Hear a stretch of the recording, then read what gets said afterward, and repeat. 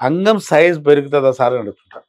మాటి మాటికి అడిగే క్వశ్చన్లో పవర్ పెరుగుతుందా, టైమింగ్ పెరుగుతుందా, అంగం సైజ్ పెరుగుతుందా, ఈ 3 క్వశ్చన్స్ తరచుగా వచ్చే మా క్వశ్చన్స్లో అధికంగా వచ్చే క్వశ్చన్స్ ఈ 3. ఇప్పుడు సైజు ఇప్పుడు మనం పుట్టుకతో మనకు ఇప్పుడు నా ముక్కు ఉందనుకోండి, ఇది పెరుగుతుందా?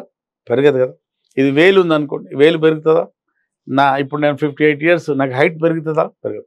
అది పెరిగే వయసులోనే పెరుగుతుంది. 13 to 19, 20 వరకు మనం గ్రోత్ ఉంటుంది. బాడీలోనైనా, జననాంగాల్లో అయినా, మన రిప్రొడక్టివ్ ఆర్గన్స్లో కూడా అప్పటి వరకే మనకు గ్రోత్ ఉంటుంది. తర్వాత గ్రోత్ ఉండదు.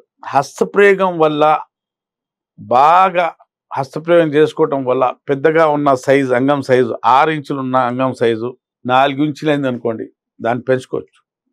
దొడ్డుగా ఉన్న అంగానికి సన్నగా చేసుకున్నాం అనుకోండి, అది మళ్ళీగా దొడ్డుగా చేసుకోవచ్చు.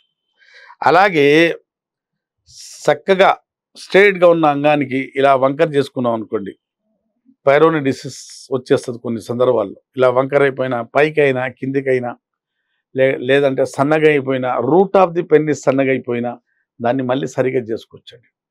ఇప్పుడు మీకు ఒక చిన్న ఎక్స్పెరిమెంట్ చూస్తున్నానని, అంగం ఎలా స్తంభిస్తుంది, దాంట్లో రాయి వస్తుందా, రౌత్ వస్తుందా, లేకుంటే కరెంట్ వస్తుందా, ఇలా ఉన్న అంగం ఇలా లేచి నిలబడిందంటే ఇంతలా అవుతుందంటే దాంట్లో కరెంట్ వస్తుందా, ఏమొస్తుంది తెలుసుకోవాలి కదా.